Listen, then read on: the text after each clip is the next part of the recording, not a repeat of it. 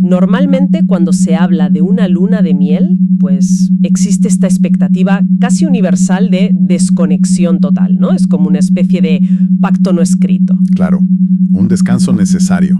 Exacto. Se viaja a un paraíso tropical, dejas el estrés laboral a miles de kilómetros de distancia y por unos días esa ruidosa realidad cotidiana simplemente desaparece. Sí, es una pausa absoluta. O sea, la mente humana busca refugio en lo predecible, en lo sereno, el sonido del mar, la brisa en una playa. Buscamos escenarios que sean la antítesis exacta de nuestras tensiones diarias. Un lugar donde el peligro se siente francamente imposible. Totalmente. Pero hoy vamos a analizar un escenario donde esa postal idílica se hizo pedazos de la manera más violenta imaginable. Uf, sí. Agua cristalina, la tranquilidad absoluta de una playa caribeña y de repente 3 disparos. En cuestión de segundos, el refugio perfecto se convirtió en el escenario de uno de los crímenes más notorios, escalofriantes y sofisticados de la historia reciente de América Latina. Es la definición absoluta de una pesadilla que cruza fronteras.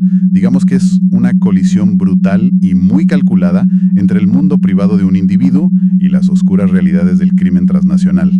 Así es. Y para nuestra revisión a fondo de hoy, tenemos sobre la mesa una pila de fuentes sumamente reveladoras.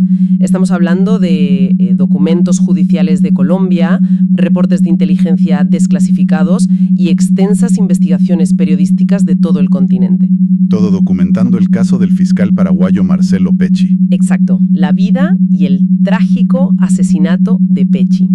Y la misión aquí no es simplemente hacer la crónica roja de un crimen de alto perfil o repasar una lista de fechas y nombres aburridos. No, para nada. El objetivo es tratar de comprender qué nos dice exactamente este nivel de violencia sobre el verdadero poder que ostenta el crimen organizado hoy en día, su alcance operativo sin fronteras y sobre todo los inmensos riesgos que enfrentan a diario quienes intentan desmantelar estas maquinarias. Que son muchos. Bueno, vamos a desempacar esto, porque para entender la magnitud de lo que ocurrió en esa playa, primero tenemos que establecer con mucha claridad quién era el hombre en la línea de fuego. Ese es el punto de partida esencial, porque los asesinatos de esta naturaleza, ejecutados con semejante precisión, nunca son aleatorios. Claro. No son producto de un robo que salió mal o un accidente.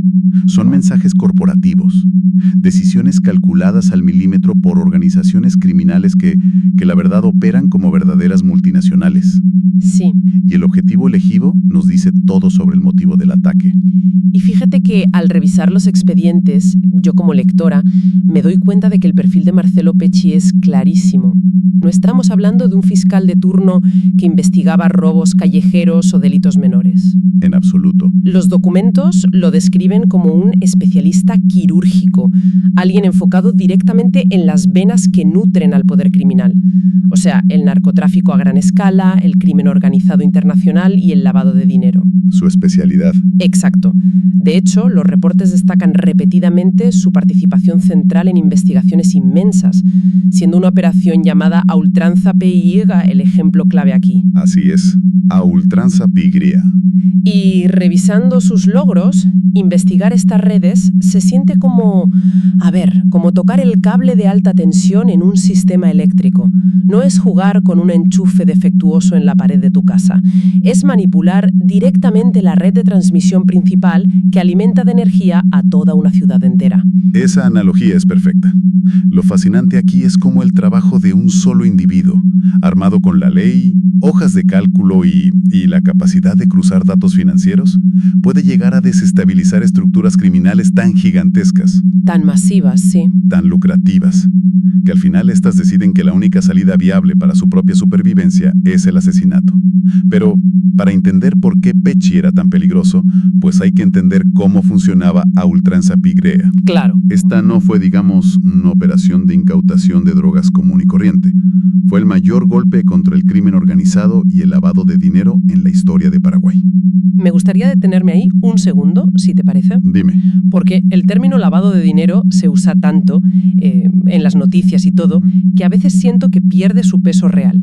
Como experta en el tema, o más bien tú como experto, cuéntanos qué estaba haciendo exactamente Pecci en esta operación que encendió las alarmas rojas en las cúpulas brújulas criminales. Claro. O sea, ¿cómo funcionaba la mecánica de lo que él estaba desmantelando? Pues mira, hay que imaginar el negocio del narcotráfico como un ciclo de 2 fases. Ok, La primera fase es la logística del producto en sí. Mover toneladas de cocaína sudamericana a través de la hidrovía Paraná-Paraguay. escondidas. Exacto. Ocultas en cargamentos legales de soja o carne. Y el destino final son los puertos de Europa, donde el valor de esa mercancía se multiplica exponencialmente. Esa es la parte que, la que solemos ver en las películas, ¿no? Sí, claro, los contenedores, los puertos, las incautaciones policiales con los perros y todo eso. Exactamente. Es escena clásica. Pero la segunda fase es mucho más compleja, y es justo ahí donde entraba Pecci. Una vez que se venden esas toneladas en Europa, la organización tiene un problema enorme. ¿Qué hacen con el dinero? Ese es el tema. Tienen millones de dólares en efectivo sucio, que no pueden simplemente ir y depositar en la ventanilla de un banco. Tienen que lavarlo. Claro. Es decir, integrarlo a la economía legal para poder usarlo libremente. Y lo que Pecci y su equipo en Ultranza PI hicieron fue trazar el mapa de cómo ese dinero europeo regresaba a Paraguay. Wow. Sí, y cómo se inyectaba en la economía formal a través de, fíjate en esto, la compra compulsiva de estancias ganaderas, proyectos inmobiliarios de lujo y hasta flotas de vehículos de altísima gama. O sea, que Pecci no estaba persiguiendo la droga en las calles. Para nada. Estaba persiguiendo los activos, embargando cuentas bancarias, confiscando propiedades de lujo. Él básicamente estaba atacando el oxígeno financiero de la organización. Claro, lo entiendo perfectamente ahora. Porque si la policía incauta un cargamento de droga, pues para el cártel es simplemente una pérdida operativa. Es un coste hundido. Un gasto más. Producen más y se recuperan en el siguiente viaje. Pero si alguien como Pecci desmantela toda la red financiera, les congela las cuentas y confisca las propiedades donde guardan su riqueza, está destruyendo el modelo de negocio entero. Exactamente. Quita la capacidad de pagar sobornos, de comprar armas, de operar, básicamente. Y según los documentos de inteligencia que revisamos para este análisis, la principal hipótesis de este crimen apunta precisamente a eso, una represalia directa y calculada. Madre mía.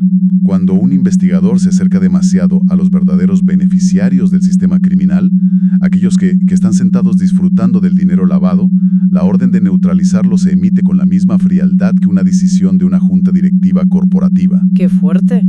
No reaccionan con violencia ciega, reaccionan con violencia estratégica y preventiva. Y esa frialdad operativa nos lleva directamente al fatídico 10 de mayo de 2022. El día del ataque. Sí, la ejecución del atentado en Isla Barú, Colombia. Pecci estaba allí de vacaciones por su luna de miel, a miles y miles de kilómetros de su jurisdicción natural en Paraguay. Muy lejos de casa. Y la mecánica del asesinato descrita en el dossier judicial es escalofriante por lo precisa, rápida y clínica que resulta. Fue un golpe de precisión. Total. Un equipo de sicarios se acerca a la playa privada desde el mar abierto en una moto acuática alquilada, identifican a su objetivo entre todos los turistas que había ahí, se acercan caminando por la arena, realizan 3 disparos fulminantes que causan la muerte casi instantánea del fiscal, vuelven a la moto acuática y escapan a toda velocidad por el Caribe. En cuestión de minutos. Y aquí es donde se pone realmente interesante y a la vez profundamente perturbador. Sí. Porque estaba leyendo los detalles de cómo los sicarios lo encontraron y te juro que no logro procesar la magnitud logística de esto.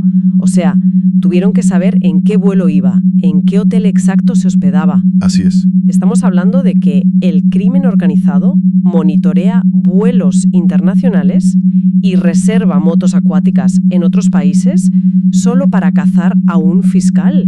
¿Es en serio? Pues mira, es una de las revelaciones más aterradoras de todo este caso. Si analizamos la logística detrás de ese evento, revela un nivel de coordinación internacional que francamente rivaliza con las capacidades de inteligencia de un Estado soberano. Pensemos por un momento en lo que implicó llevar a cabo este ataque con éxito. Sí, por favor, desglosemos eso, porque esto no es simplemente ir y contratar a alguien en una calle oscura de tu propia ciudad. Para nada. Esto requirió primero interceptar o rastrear el itinerario de vuelo privado de un funcionario de muy alto nivel. Luego, desplegar a personas para monitorear físicamente sus movimientos durante unas vacaciones en otro país. Que eso implica gastos, ¿no? Claro, implica pagar pasajes, hoteles, comidas para los informantes que lo seguían. Requirió además coordinar la logística con una red criminal local en Colombia, o sea, una alianza. ¡Qué locura! Tuvieron que adquirir armamento letal en territorio extranjero para no arriesgarse a pasar armas por los controles de aduana de los aeropuertos. Tuvieron que rentar vehículos específicos, como las motos acuáticas. Claro, para escapar por el mar. Exacto, asegurando una ruta de escape por mar donde las cámaras de seguridad son escasas o nulas. Y finalmente ejecutar todo esto en un destino turístico altamente concurrido, a plena luz del día, sin ser detenidos antes del acto. O sea, escuchándote es como observar el despliegue de una operación militar clandestina en suelo extranjero. La cantidad de información fluyendo en tiempo real, la red de contactos necesarios en Colombia, el flujo de dinero en efectivo para financiar cada pequeño engranaje de ese movimiento. Es inmenso. Es asombroso y creo que responde de manera muy cruda a la pregunta sobre el alcance de estas redes. Porque para esas organizaciones criminales las fronteras geopolíticas son meras líneas imaginarias en un mapa. No les importan en lo más mínimo. Son líneas que solo sirven para ralentizar a la policía, que tiene que pedir permisos diplomáticos, pero que a ellos no les afectan en lo absoluto. Totalmente de acuerdo. Para el crimen organizado transnacional, el mundo entero es un solo tablero logístico. El asesinato en Isla Barú fue sin duda una demostración de fuerza devastadora. El mensaje implícito para todos fue muy claro. ¿Cuál fue? Básicamente dijeron, nuestros recursos son ilimitados. Podemos alcanzarte donde sea, cuando sea, incluso cuando creas estar en el refugio más seguro posible. Y la audacia de ese acto, esa demostración de fuerza descarada en pleno Caribe colombiano, evidentemente forzó una respuesta institucional inmensa. Era inevitable. Una ejecución tan pública exigía resultados rápidos por parte del gobierno, y los documentos detallan que las autoridades colombianas, bajo una presión internacional brutal, lograron avances muy significativos y muy rápidos. Sí, actuaron velozmente. A través de cámaras de seguridad, rastreo de comunicaciones y trabajo de campo puro y duro, capturaron a varios de los implicados, específicamente a los autores materiales. Los que estuvieron en la playa. Exacto, los informantes que lo siguieron en el hotel, los coordinadores logísticos y los sicarios de la moto acuática. Los tribunales procesaron las pruebas y lograron condenas bastante severas, de aproximadamente 23 años de prisión para la mayoría de ellos. Una victoria parcial. Pero, y aquí es donde la historia toma un giro aún más oscuro, los expedientes exponen que las controversias y el derramamiento de sangre no terminaron con esas condenas, lamentablemente. Hubo hechos posteriores terribles. Así es. Poco tiempo después, vimos el asesinato de testigos vinculados a la investigación inicial, personas que habían colaborado o que conocían piezas del rompecabezas. Y ese es el patrón trágico y, la verdad, casi predecible que lamentablemente vemos en las secuelas de estas investigaciones de altísimo riesgo. Es una ironía brutal y muy dolorosa. O sea, el esfuerzo por hacer justicia, por atrapar a los asesinos de la playa, terminó generando una segunda ola de violencia. Es como intentar apagar un incendio forestal y descubrir de repente que el agua que estás arrojando a las llamas es altamente inflamable. Sí.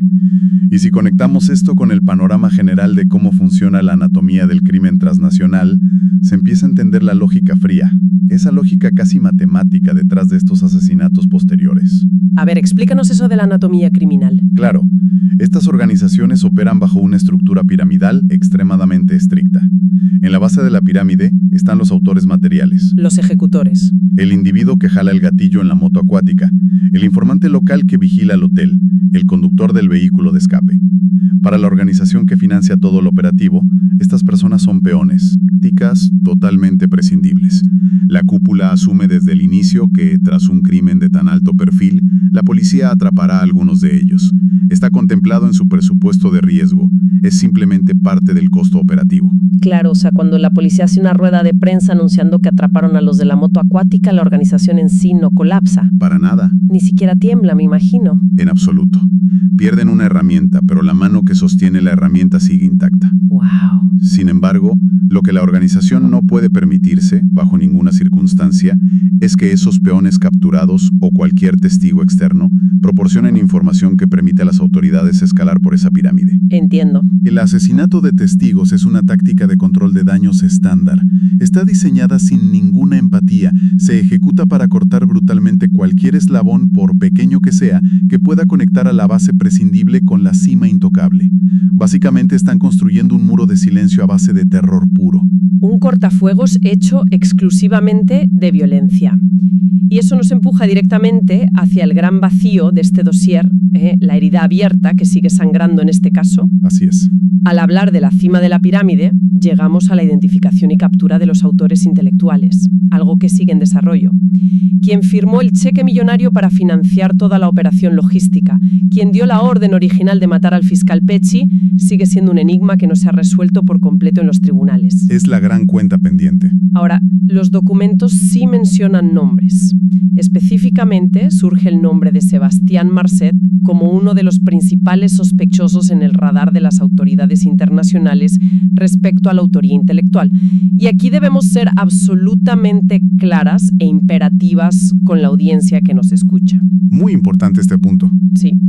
Mencionar este nombre viene directamente de los expedientes y reportes de inteligencia que estamos revisando.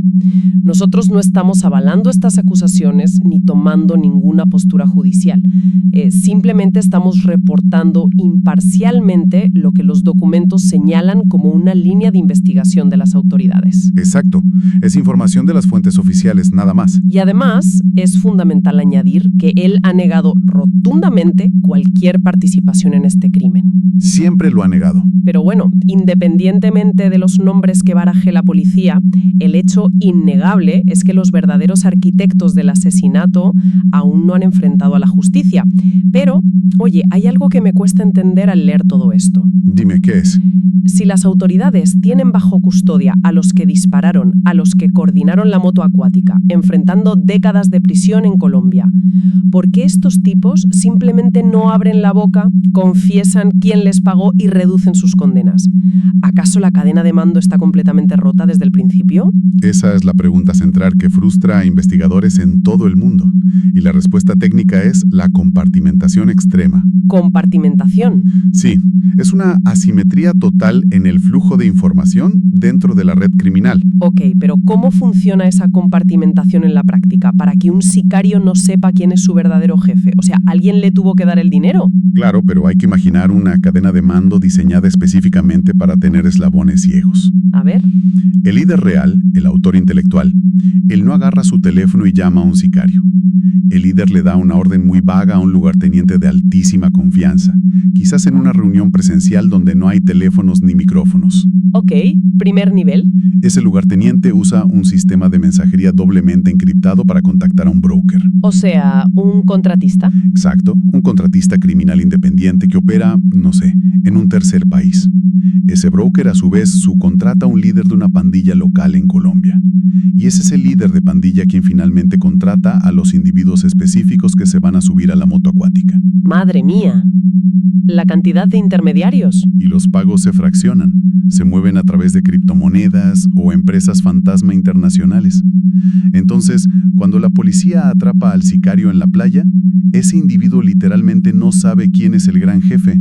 No lo sabe. Es físicamente imposible que lo delate porque solo conoce al intermediario local, que es el que le entregó el dinero en efectivo en una bolsa. Entonces, ¿qué significa todo esto? Es como intentar auditar los flujos de capital oculto de una corporación multinacional en la sombra usando solo una libreta de apuntes, una calculadora de bolsillo y una máquina de fax de los 90. Tal cual. La asimetría tecnológica, financiera y logística es absoluta. Entonces, ¿qué significa esto para los sistemas judiciales tradicionales? Se siente como si la justicia, con todo su enorme esfuerzo, lograra apenas atrapar los dedos de una mano, tal vez incluso el antebrazo. Pero el cerebro que calculó y ordenó todo el movimiento sigue oculto, protegido por todas estas capas de intermediarios ciegos, libre en alguna parte. Esa metáfora de la auditoría y el sistema nervioso captura perfectamente la frustración del derecho moderno. Porque mira, los sistemas de justicia, por definición, deben respetar el debido proceso. Claro, la ley es la ley. Deben probar la causalidad directa. Requieren evidencia física que no haya sido contaminada, testimonios verificables de primera mano y un rastro de papel auditable y legal.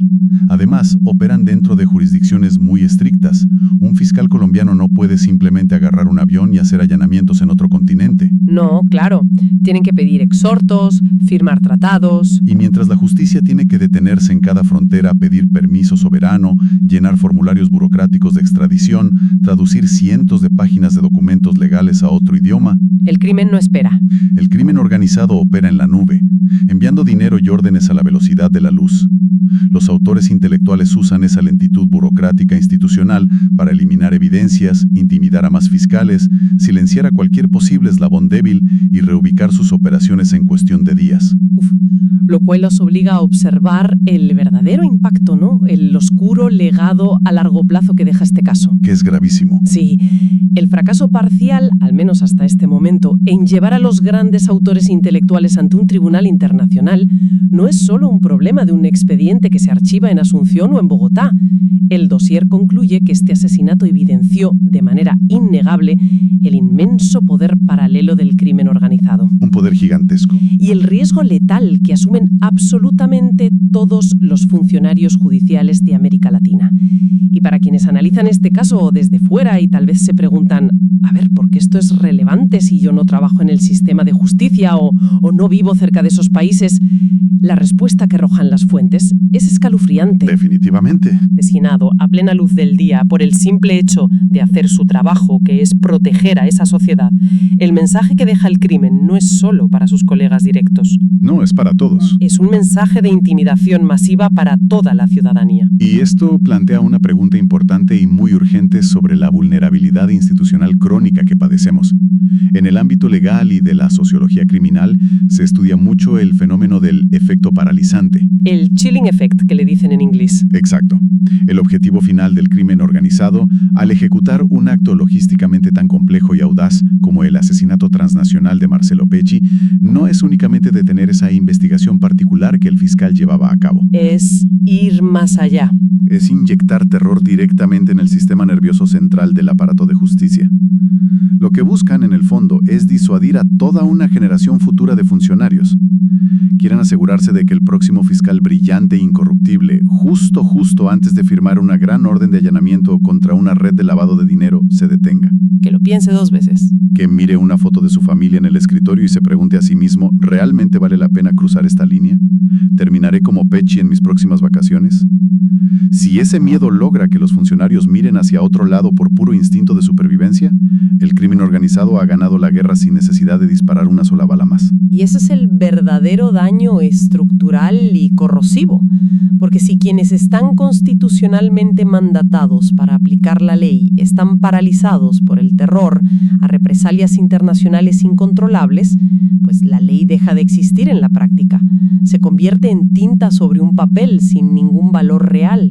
Tristemente, así es. Muestra la urgencia crítica de dotar a estos profesionales no solo de escoltas de seguridad física en su país de origen, sino de crear una nueva red de cooperación internacional que sea tan ágil como las maquinarias criminales, que manejan presupuestos que muchas veces superan a los de los propios ministerios de seguridad.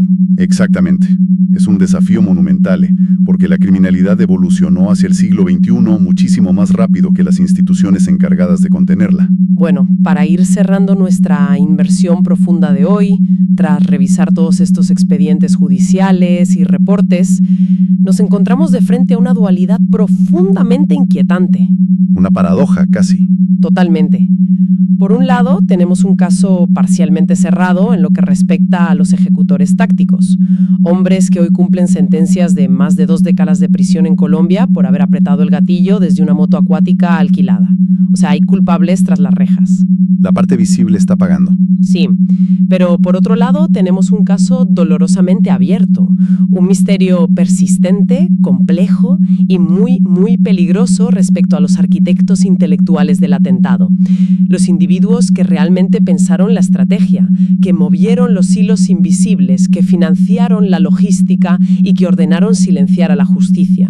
Ellos continúan operando desde las sombras, protegidos por su inmensa riqueza y por la lentitud burocrática global. Y es justamente esa impunidad parcial, esa incapacidad de tocar la cima de la pirámide, lo que funciona como el combustible que garantiza que este ciclo de violencia extrema se pueda repetir en el futuro. En cualquier momento. Con el próximo investigador provocador que se atreva a acercarse demasiado a la verdad. Totalmente. Y esto nos deja con un pensamiento final, algo bastante provocativo que surge de todo este análisis. A ver, si desmantelar estas redes criminales provoca respuestas de asesinato que cruzan fronteras internacionales con una facilidad pasmosa, Sin ningún esfuerzo. si acaso nuestros sistemas de justicia tradicionales, limitados por fronteras, banderas y burocracia, se han vuelto completamente obsoletos, Es una excelente pregunta. ¿será que para proteger verdaderamente a quienes aplican la ley, el mundo necesita urgentemente una nueva estructura de justicia que sea tan global, ágil y sin fronteras como el propio crimen organizado que intenta combatir? Es algo para reflexionar seriamente. ¡Hasta la próxima!